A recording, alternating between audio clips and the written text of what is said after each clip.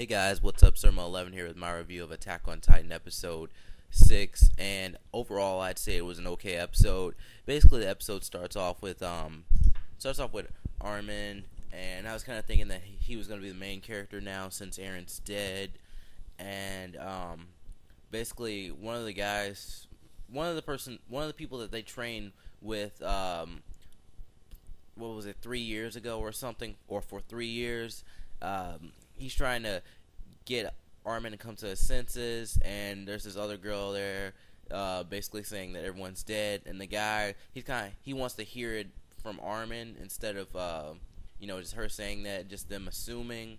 And Armin leaves. He's really sad and stuff. I mean, it's expected. His best friend just died, and he can't really use his gear. He falls down, and he finds some other people that they train with in the 3-year time period.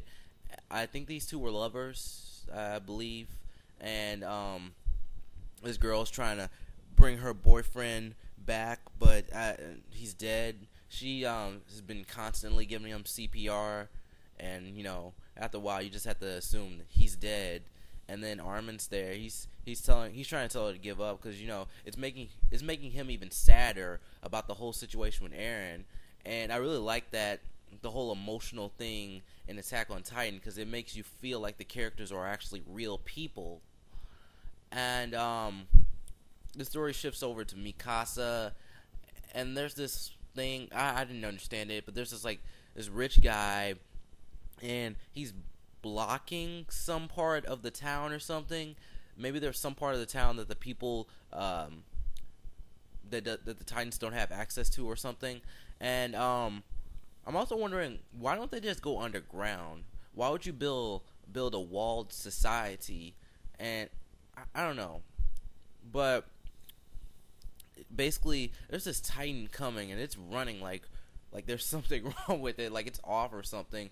And it might still confirm the theory that the big Titans, the really big ones, we've only seen one so far, I believe, the one with the muscles and stuff, that one has intelligence, and then the ones that look more like humans don't possess intelligence. And this one's just running all over the place, crashing into houses, and Mikasa comes out of nowhere and cuts the nape, I believe that's what it's called, the back of the neck of the Titan, and she cuts like a chunk out of there too. And another thing I want to point out is that when the Titans are killed, they start steaming immediately. So maybe that might have to do with the big Titan. Lightning strikes, boom, the Titan's there, and it can produce steam and stuff. So I'm just trying to put the pieces together, but I don't really have it right now. So there's some other stuff in this episode. We get a flashback of basically Eren and Mikasa and Armin. We get various flashbacks about them. Basically Armin was bullied, and he kind of seems like he seemed like a weakling, like right from the start, and I actually thought he was going to be the one of the three to die. And Mikasa and Eren came to his rescue, beat up the bullies, and they fought. Everyone has like these strange ideals, like he has one of strength, like Mikasa and Eren possess strength or something like that. And then Mikasa's one was kind of dark. Basically she's at her home with her parents. They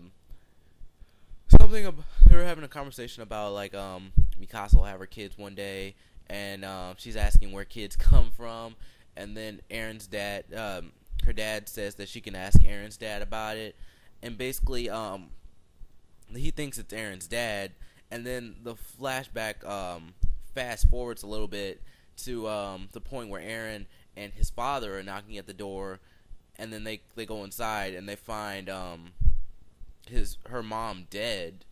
And basically what happened, there's these three guys. Mikasa, she belongs to some kind of race, I think it's called the Orientals, and this race of people, and they actually came from outside of the walls and went inside the walls. They moved in, and then like I think Mikasa's mother and her were the last of this race of people, and so father gets stabbed as soon as he opens the door.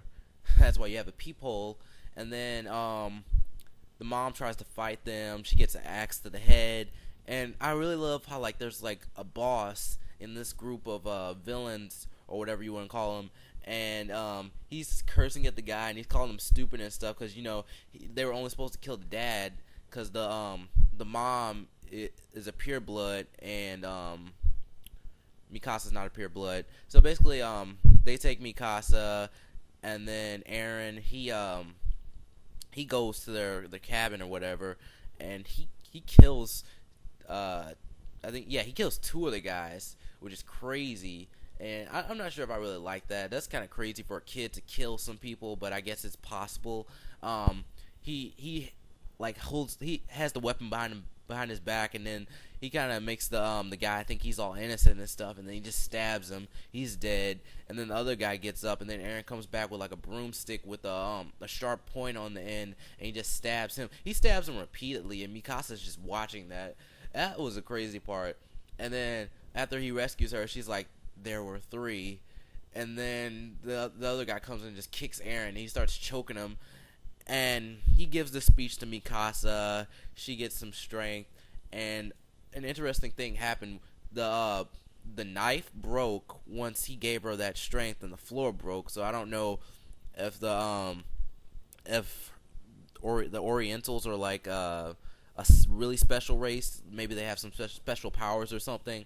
And then she just stabs him in the back. And then Eren's father, after all this ordeal, he scolds him for being careless and not worrying about his own life. It's justified in some ways, but it's not in other ways. I mean, Eren was completely right about the part where the guards, I don't know what the